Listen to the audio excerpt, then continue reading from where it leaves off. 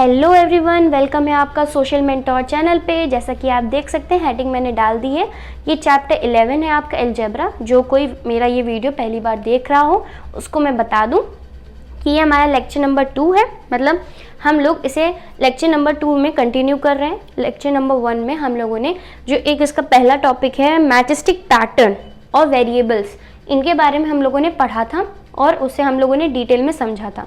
तो जिस किसी ने वो वीडियो ना देखा हो प्लीज़ उसे देखें, इंपॉर्टेंट है, क्वेश्चंस उससे रिलेटेड आते हैं और उसी को आगे कंटिन्यू करते हुए हम लोग को टॉपिक पढ़ना है और उसके आगे के टॉपिक भी हमें इसी में कवर करने हैं। तो ये लेक्चर नंबर 2 हमारा आज स्टार्ट हो रहा है। जिस किसी ने लेक्चर 1 देखना चाहता हो वो जाके चैनल पर विजिट कर ले या फिर मैं लिंक डिस्क्रिप्शन में डाल दूंगी, उससे आप देख सकते हैं। चलिए बहुत बातें हो गई, अब चलिए अपना जो चैप्टर है उसे कंटिन्यू करते हैं। तो हम लोगों ने एक टॉपिक रह गया था जो वेरिएबल से ही जुड़ा हुआ था, उसे आज हम लोग पढ़ेंगे। मैथमेटिक पैटर्न पढ़ रहे थे, अब हम लोग एक एग्जाम्पल लेंगे, उस हिसाब से उसे पढ़ेंगे, ठीक है। तो चलिए उसे पढ़ लेते हैं। अब हम लोग एक चीज़ देखते हैं। चलिए एक एग्जाम्पल लेती हूँ आप लोगों के सामने। मैं वही उन्हीं लड़कियों का नाम ले रही हूँ जो हम लोगों ने पिछले एग्जाम्पल में लिया था, जिस किसी को ना पता हो। चलिए फिर से पढ़ते हैं। एक लड़की है अमीना, ठीक, एक लड़की है सरिता, ठीक है, बड़ा बड़ा मैंने लिख दिया। भाई ये 2 लड़कियां हैं हमारे पास, ओके। अब इन 2 लड़कियों ने कहा, उनमें से एक ने कि अमीना और सरिता मार्बल्स खेल रही थी। क्या खेल रही थी? मार्बल्स।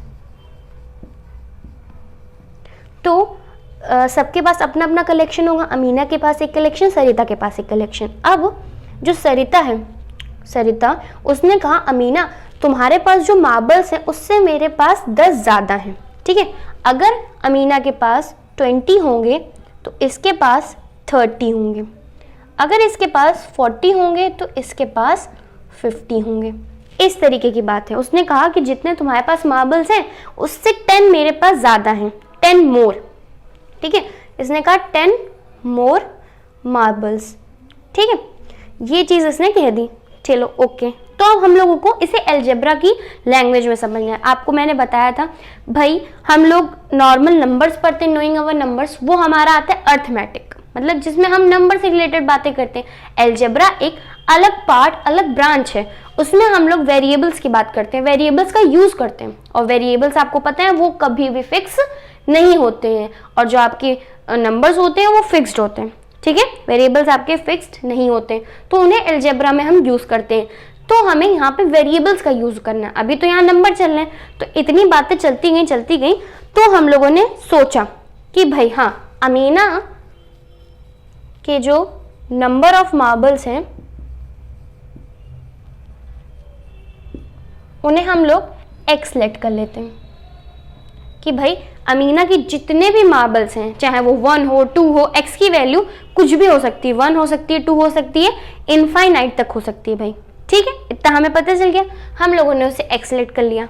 अब इसने क्या कहा था सरिता ने कि जितने भी तुम्हारे मार्बल्स होंगे, आप चाहे वो कितने भी हों, उससे 10 मोर मतलब 10 ज्यादा होंगे। तो सरिता के कितने निकल के आए? x + 10।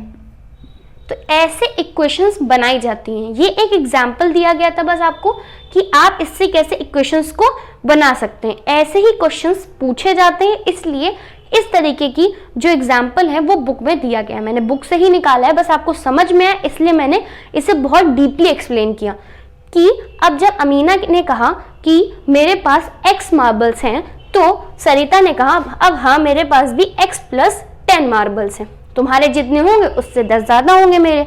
ऐसे ही इसको समझना है। और हाँ, इसका एक जो मेन डिफरेंस है वो आप ज़रूर समझिएगा कि चलिए हम लोग उसको समझ लेते हैं। इसे नोट कर लीजिए, ये एक एग्जाम्पल है, आप नीचे कॉपी में अपनी डाल सकते हैं नोट करके एग्जाम्पल, और इस तरीके से लिख सकते हैं। नोट ज़रूर करिए क्योंकि आपको क्वेश्चंस अगर लगाएंगे तो बहुत समझ में आएगा आपको। टॉपिक अगर क्लियर होगा क्वेश्चन आपके हो जाएंगे, कोई डाउट हो तब भी आप उससे पूछ सकते हो।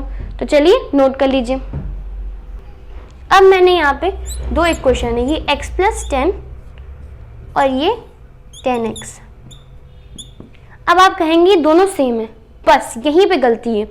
आप लोगों ने एडिशंस, मल्टीप्लिकेशन सब कुछ पढ़ा है, तब भी आप यहाँ पे कंफ्यूज हो सकते हैं कि ये जो x + 10 में ये प्लस लगा हुआ है और ये जो यहाँ पे 2 अगर कोई साइन नहीं होता है, अगर किसी दो चीज में कोई साइन नहीं है तो वो मल्टीप्लाई का साइन कंसिस्ट करता है। यहाँ पे मल्टीप्लाई है जिसे डॉट से रिप्रेजेंट करा गया है, उस डॉट को हम लोग दिखाते नहीं है, उसे हम लोग ऐसे ही लिख सकते हैं। ये 10 डॉट x है, इसे हम लोग 10x भी ऐसे ही लिख देंगे सिंप्लीफाई करके, ठीक है।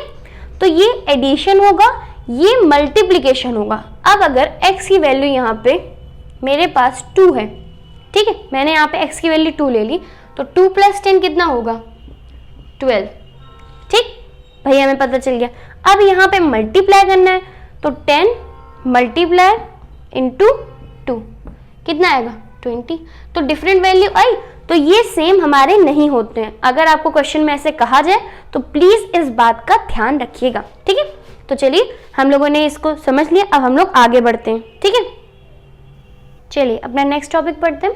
तो इसमें आपने देखा कि use of variables in common rules, ये पहला जो टॉपिक की हमने हेडलाइन डाली, मतलब अगर हम लोग के जो वेरिएबल्स हैं उन्हें हमें कॉमन रूल्स में अप्लाई करना है, ठीक है। अभी तक हमने पढ़ लिया कि भाई वेरिएबल्स क्या होते हैं। वेरिएबल्स हमारे फिक्स्ड नहीं होते हैं, इंडिपेंडेंट होते हैं, किसी भी चीज़ पे भी डिपेंड नहीं होते, वेरी करते रहते हैं। भाई इतनी चीज़ें पता चल गई। अब हम उनका यूज़ करेंगे कॉमन रूल्स में। जो कॉमन रूल आपके बुक में दिए गए उनमें हम लोग वेरिएबल का यूज़ करेंगे। भाई नंबर्स का तो यूज़ करेंगे नहीं क्योंकि ये अलजेब्रा है, तो उसी के अंदर हम लोगों को पढ़ना है रूल्स फ्रॉम ज्योमेट्री। अब ज्योमेट्री में जो रूल्स लगते हैं उनमें हमें वेरिएबल यूज़ करने हैं, ठीक, ऐसे नहीं समझ में आएगा। अच्छा, आप लोगों ने चैप्टर 10 मेंसुरेशन है उसे पढ़ा हुआ है, भाई वो पहले आया हुआ है और उसके वीडियोस मैंने डाले भी हुए हैं। तो उसमें आपने देखा होगा हम लोगों ने पेरीमीटर पढ़ा था, एरिया पढ़ा था ना आप लोगों ने। तो उसमें हम लोगों ने स्क्वायर, रेक्टेंगल, इन सब के पेरीमीटर एरिया पढ़े थे। बस उसी की बात यहाँ पे होगी और कुछ भी नहीं है। बस ऐसा लगेगा मेंसुरेशन का पार्ट यहाँ पे हम लोगों ने ले लिया। चलिए अब हम लोग के पास सबसे पहले है पेरीमीटर ऑफ स्क्वायर। अगर हमें पेरीमीटर ऑफ स्क्वायर निकालना है तो किस तरीके से निकालेंगे, in term of variable. Perimeter of square, ठीक है। तो हम लोग चलिए एक स्क्वायर बनाते हैं, ठीक है, और इसकी साइड है L। अब आपको पता है, ये चीज़ आपको पता होगी कि भाई स्क्वायर जो होते हैं उसकी जो चारों साइड्स होती हैं वो आपस में इक्वल होती हैं, ठीक है, कोई भी बड़ी या छोटी नहीं होती, एकदम इक्वल साइड्स होती हैं, ठीक है। हमें ये पता है भाई, ऑल साइड्स आर इक्वल, ठीक है। तो और ये हमारा एक पॉलीगन है, ये सब आप पढ़ चुके हैं, इसे मुझे बताने की ज़रूरत नहीं है, ठीक। अब हम लोग देखेंगे इस स्क्वायर में 4 साइड्स हैं और ये आपस में इक्वल हैं, तो इनका हमें पेरीमीटर देखना है। तो perimeter of square is equal to क्या हो जाएगा, sum of length of the sides of the square. अगर हम इनका सम करेंगे, इनकी जो ये साइड्स हैं इनका अगर हम सम कर देंगे तो जो ये आएगा वही तो पेरीमीटर होगा। अब पेरीमीटर तो भाई आपको पता है ना क्या होता है, इसकी जो ये साइड्स होती हैं इनका हम लोग जो निकालते हैं लेंथ कितनी है उसको हम लोग बोलते हैं पेरीमीटर, और जो इसके अंदर होता है ये जो पूरा शेड है इंटरनल रीजन उसे हम लोग बोलते हैं एरिया। लेकिन ये जो आपकी साइड्स होती हैं इनको कैलकुलेट करने का मतलब है कि हम लोग पेरीमीटर निकालना है। तो भाई हम इनका सम करेंगे, मतलब इन्हें जोड़ेंगे तभी तो पेरीमीटर निकलेगा। तो हम लिख देंगे सम ऑफ दी साइड लेंथ, हम लोग इन्हें लेंथ बोलेंगे, साइड्स नहीं बोलेंगे, लेंथ ऑफ द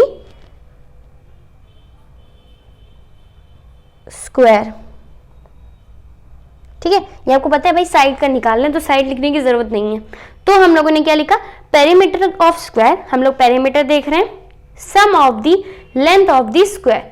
अगर हम इनका सम करेंगे तो भाई हमारा पेरीमीटर निकलेगा। चलिए, और मैंने इसकी जो साइड्स हैं उनको L दिया हुआ है, अगर ये L है तो ये भी, क्योंकि आपस में इक्वल है, और ठीक है। तो हम लोग इसको और क्या लिख सकते हैं, अगर हम इनका सम करेंगे तो क्या लिखेंगे, ऐसे लिखेंगे L plus L plus L plus L plus, ठीक है, ऐसे करेंगे, इस तरीके का एक्सप्रेशन आएगा, ठीक है। तो इसको हम लोग थोड़ा सा और डीपली लिखते हैं तो क्या लिख सकते हैं, हम लोग लिख सकते हैं 4 times length of side of a square, मतलब 4 times length of side of square. ठीक है, हम लोग लिखेंगे कि हम लोगों ने 4 टाइम्स, ये देखिए इस तरीके से कि मतलब हम लोगों ने लेंथ ऑफ दिस साइड को 4 से मल्टीप्लाई कर दिया। अगर हम आपको कहें कि L को प्लस प्लस करेंगे तो कितनी बार कर रहे हैं, 4 बार कर रहे हैं, तो उसको अगर हम लोग मल्टीप्लाई में लिख देंगे तो कुछ गलत होगा। मान लीजिए 2 + 2 + 2 कितना होते हैं, 2 + 2 4, 4 + 2 6। इस तरीके आता है कि हम लोगों ने इसको 3 बार प्लस किया, तो ये थोड़ा लंबा हो गया। अब मान लीजिए 3 बार 2 लिखा है तो 3 × 2 कर दिया, आपका क्या आ गया आंसर, 6 आया।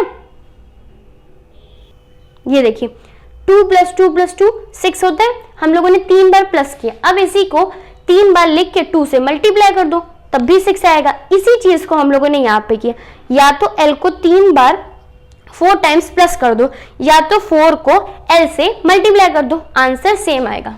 ये L + L + L + L कितना आएगा, 4L आएगा। अब इसी को 4 एक साइड से कर दो इंटू L, 4L क्या आ रहा है, सेम ही आंसर आ रहा है, कोई डिफरेंस तो नहीं है। उसी को इसने यहाँ पे लिख दिया। मैंने इस बात को इसलिए इतना लिखा कि आपको समझ में आए। अगर आपसे ये 2 लाइन अलग अलग लिख दी जाए और आपसे कहा जाए कि इनमें कोई डिफरेंस है, तो इनमें कोई डिफरेंस नहीं है, दोनों सेम है। ठीक है भाई, तो हम लोग अब ये करेंगे। चलिए हम लोगों ने लिख दिया, अब हम आगे वही चीज कर देंगे जो हम लोगों ने वहां पे लिखी, 4 × L दैट इज 4L। ठीक है, इतना हम लोगों ने लिख दिया भाई कि हाँ इस तरीके से है। चलिए इतना नोट करिए तो हम लोग आगे बढ़े, थोड़ा रब करके मतलब हौच पौच हो जाएगी वरना। लिख लिया, चलिए ये 4L हो गया। अब हम लोग क्या करेंगे, जो पेरीमीटर है उसे लेट कर लेंगे P। हाँ भाई, हम लोगों ने पेरीमीटर को भी नाम दे दिया, तो हमारा क्या बना, P = पेरीमीटर क्या निकल गया हमारा, 4L। हमारा 4L जो होगा वो हमारा स्क्वायर का पेरीमीटर होगा। तो ये हम लोगों को पता चल गया। अगर हमसे पूछा जाए कि भाई पेरीमीटर ऑफ स्क्वायर हम लोग क्या बोलेंगे, तो बोलेंगे P = 4L। ठीक है, तो इतना आप लोग नोट कर लीजिए। तो हम लोग आगे अपने चीज़ों पे पढ़ें, जो हम लोगों ने अभी स्क्वायर का पढ़ा है, अब हम लोग इसी तरीके से रेक्टेंगल का पढ़ेंगे। ठीक है, बिल्कुल सेम है और ये आप मेंसुरेशन में पढ़ चुके हैं, इसलिए आपको दिक्कत भी नहीं होगी। तो प्लीज़ इसे नोट कर लीजिए। सॉरी डिस्टर्ब हुआ, आई थिंक आपको दिख रहा हो, हाँ नोट कर लीजिए। चलिए पेरीमीटर ऑफ रेक्टेंगल समझते हैं।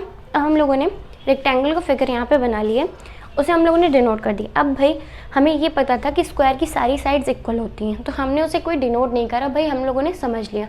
लेकिन हमें रेक्टेंगल में एक क्वालिटी भाई पता है, equal and opposite sides are equal. इसकी जो इक्वल एंड अपोजिट साइड्स होती हैं वो आपस में इक्वल होती हैं।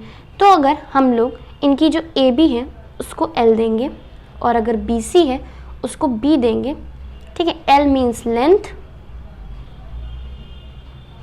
और B मीन्स ब्रेथ। इतना सब आपको पता है, तब भी मैं एक्सप्लेन कर देती हूँ कि L हमने लेंथ ले ली, B और यहाँ पे हम लोगों ने एज अ वेरिएबल लिया, मतलब हमने इसे डिनोट किया। ये L से डिनोट होगा और ये B से डिनोट होगा। ठीक है, और क्यों लिया, क्योंकि ये लेंथ होती है, ये ब्रेथ होती है। अब इसकी equal and opposite side equal होती हैं, तो L ये है तो ये भी L होगी, अगर ये B है तो ये भी B होगी हमारी। ठीक है, फिगर हम लोगों ने समझ लिया। और ABCD रेक्टेंगल है कि रेक्टेंगल हमारा कौन सा है, ABCD। ठीक है, इसके अंदर की हम लोग, अब हमें इसका पेरीमीटर निकालना है। ठीक है, तो हमें ये पता है AB = CD is L and AD = BC = B। इतना हमें पता है। चलिए अब हम लोगों को पेरीमीटर निकालना है। पेरीमीटर तो पिछली तरीके से हम लोग लिखेंगे यहाँ पे, पिछली बार भी हम लोगों ने लिखा था। अब हम लोगों को पेरीमीटर ऑफ रेक्टेंगल निकालना है, तो पेरीमीटर इस इन साइड्स का निकलता है, आपको बता चुकी हूँ। पिछली बार हम लोगों ने साइड्स का डिनोट नहीं करा था तो लेंथ ऑफ ऑल साइड्स लिखा था, sum of length of all sides. यहाँ पे हमें लिखना है नेम के साथ, तो side length of A B, length of A B plus length of C D plus length of B C plus length of A D. ठीक है, चारों साइड का अगर हम लोग सम करते हैं तो हमारा पेरीमीटर आ जाता है। भाई हम लोगों ने चारों साइड का सम किया तो हमारा पेरीमीटर आ जाएगा, अच्छी बात है। L L L B B B, ठीक है, इस तरीके से हम लोग कर सकते हैं। अब हम लोगों ने समझा था या फिर एडिशन करो या फिर मल्टीप्लिकेशन, सेम चीज़ पिछले वाले में, तो हम लोग इसको ये नहीं लिख सकते हैं कि आपको पता है ए बी और सी डी आपस में इक्वल है, ए बी और सी डी आपस में इक्वल है, तो इन्हें हम लोग 2 into length of length of C D लिख सकते हैं। सी डी, भाई ए बी और सी डी तो इक्वल है ना, तो इसको 2 लिख देंगे, 2 सी डी लिख देंगे, जैसे कि 2 C D is equals to A B, क्योंकि ए बी और सी डी आपस में इक्वल है। या तो इसे ए बी और सी डी लिखो या फिर 2 सी डी लिख दो, क्या फ़र्क पड़ता है, प्लस लगा देंगे। और यही चीज़ इसमें कर देंगे, बी सी और ए डी आपस में इक्वल है, तो 2 into length of B C, ठीक है, 2 into length of B C हम लोगों ने इस तरीके से लिख दिया। भाई ये भी हमें पता चल गया, ठीक है। चलो भाई इतना हम लोगों ने लिख लिया। अब हम लोगों को बस वैल्यू पुट करनी है। 2 into length of C D, मतलब 2 लिखा हुआ है, 2 length of C D, length of C D क्या है L, प्लस का साइन लगाएंगे, 2 into length of B C, B C की लेंथ क्या है B, तो 2B, तो ये चीज़ हमारी बन के निकल आई। चलिए अब इसे हम लोग और आगे लिखते हैं, तो इतना आप लोग नोट कर लीजिए भाई, वरना हौच पौच हो जाएगी फिर से। तो इसे आप लोग नोट कर लीजिए, तो हम लोग आगे बढ़े। बहुत ही इंपॉर्टेंट, आप लोगों को पूछा जा सकता है एग्जाम में, डेरिवेशन भी दी जा सकती है और पूछा भी जा सकता है अगर एमसीक्यू में पूछते हैं तो, कि आप बताइए पेरीमीटर ऑफ रेक्टेंगल क्या है। बाकी डेरिवेशन तो पूछी ही जाती हैं। तो चलिए इसे नोट कर लीजिए। तो चलिए यहाँ पे भी हम लोग पेरीमीटर को P डिनोट करते हैं।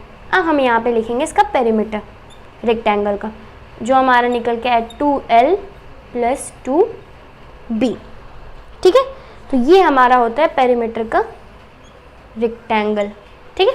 तो इस तरीके से हम लोग perimeter of rectangle, perimeter of square निकालते हैं। ये रूल्स ऑफ ज्योमेट्री थे, मतलब कि वेरिएबल का यूज ज्योमेट्री में कैसे किया जाता है। अभी तक हम लोगों ने ज्योमेट्री के फिगर्स को वेरिएबल में देखा, अभी तक हम लोग नंबर पढ़ते थे, लेकिन हम लोगों ने कहा कि भाई हम लोग वेरिएबल यूज करेंगे। चलिए हम लोगों ने कर लिया और हम लोगों ने समझ लिया। अब हम लोग का जो नेक्स्ट टॉपिक होगा वो होगा रूल्स फ्रॉम अर्थमेटिक।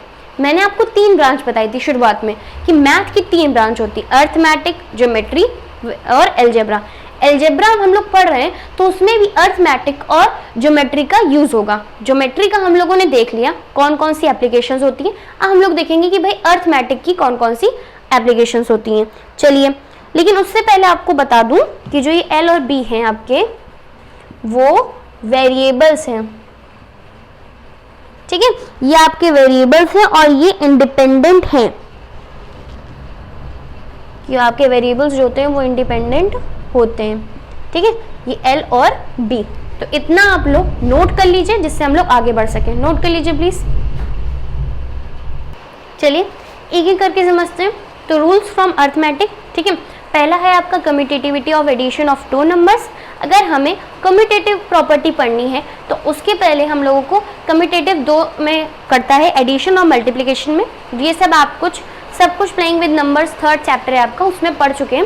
सारे जितने भी लॉज हैं आप पढ़ चुके हैं। तो इन्हें बस हमें वेरिएबल के फॉर्म में करना है और कुछ भी नहीं है।